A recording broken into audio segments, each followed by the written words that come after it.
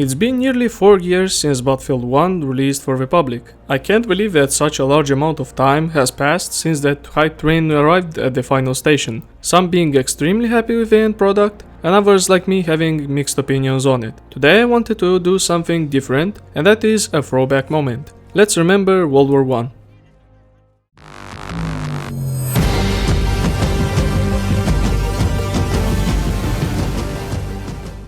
Hello everyone, Chris back again with you in Gaming Zone. Since we have a long time to wait until the next installment of the Battlefield franchise to get announced, I wanted to create something interesting, similar to that garbage scene with bigger EA sellouts, but in a better package overall. Since in no way, shape or form I want to cover that disastrous train wreck that is Battlefield V, I wanted to have a look at older titles and discuss about them. World War I, here we meet again. After being apart a whole 2 years, I wanted to look back at the series and ignore that sad attempt seen in 2018. I know that I promised to myself to never play this thing again. Times have changed, and so did I. Long is gone that fellow that hated this game with a passion. Man, Battlefield 1 was a hype machine back in 2016. 7 Nation Army trailer completely blowing up, tons of people were excited for this thing. I still remember folks saying, how in the hell can they pull a World War I in a AAA shooter? Marketing-wise, they succeeded completely, and the game indeed has nailed it with the representation of said historic setting.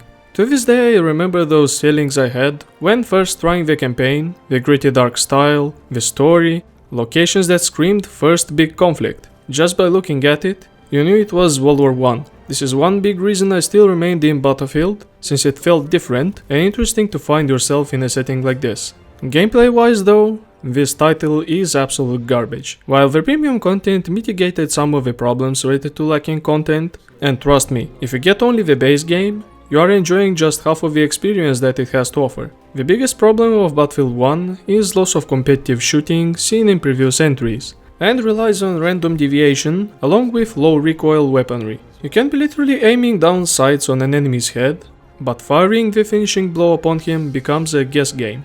I had so many moments where I lost firefights because of this garbage mechanic. It's just ridiculous that such a thing was implemented in the first place. Sweet Spot is also one dumb introduction, as it quotes, helps the snipers one-shot people from certain distances. Those rifles are supposed to do a one-shot kill up close, then the damage multiplier to fall, requiring 2 shots.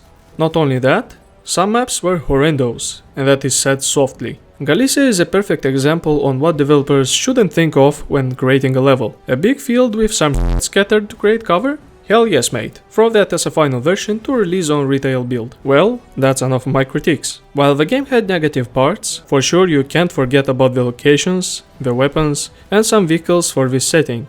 Forest fights in Argonne, rushing to the sentry kit in Ballroom Blitz, blowing up trains in Amiens, hellscapes from Verdun Heights, Passchendaele, and River Somme. That is something to be remembered, or for some people it might be the eternal Fort de Vaux spins to grow your level. Yet, the story behind that is also amazing. DICE did a great job focusing on known battles, but they shouldn't have left them out of the base game and include them as DLCs for later. Although Battlefield 1 features experimental weapons that were never used in World War I, they are authentic to the style. Well, except the Battlefield V pre-order garbage, ruining the immersion.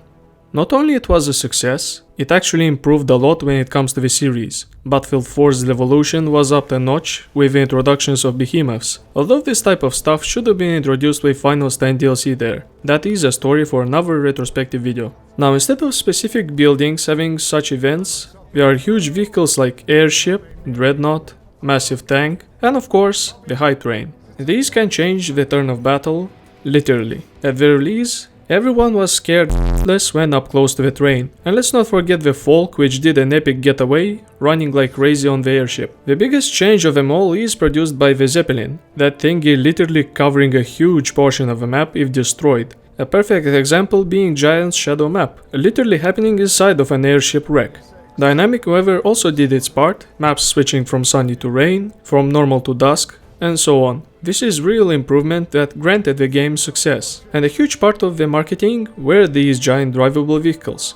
Played today, the graphics don't feel dated at all. Heck, even Battlefield 4 looks new in 2020. What can I even say about this World War I entry? Sadly, gameplay wise, it's an average game to kill time before information spawns about the next entry of the franchise. Although I had fun returning to it with my friends, it triggered some flashbacks and explained some of the reasons why I hated it. Did I completely forgot that Battlefield 1 was a Michael Bay explosion fest? So many detonations, gas attacks, and bombing raids in such a short time? It's a wonder how people could bear this spam.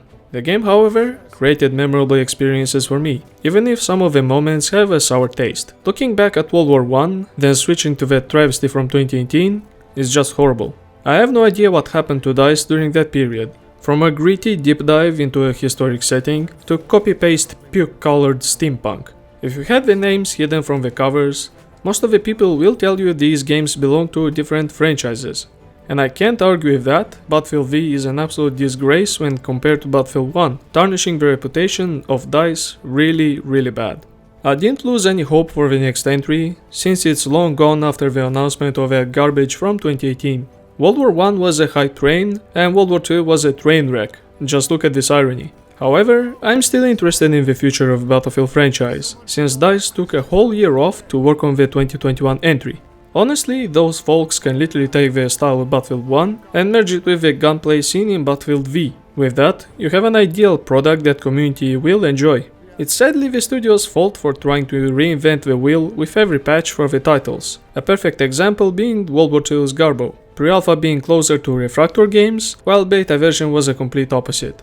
Bringing new ideas is welcome for sure, but you don't have to change the game completely a month before its release. Thanks once again Battlefield 1 for the memories, the content, the parodies which sadly got destroyed by YouTube algorithm, and for the friends you produced for me. I'll never forget the time spent in it, even if some of them, like I said before, produce a sour taste in mouth when remembered. Thank you for watching this upload everyone. Don't forget to drop a like and click the subscribe button to get my content right on your video feed once it's out. This was Chris, see you next time.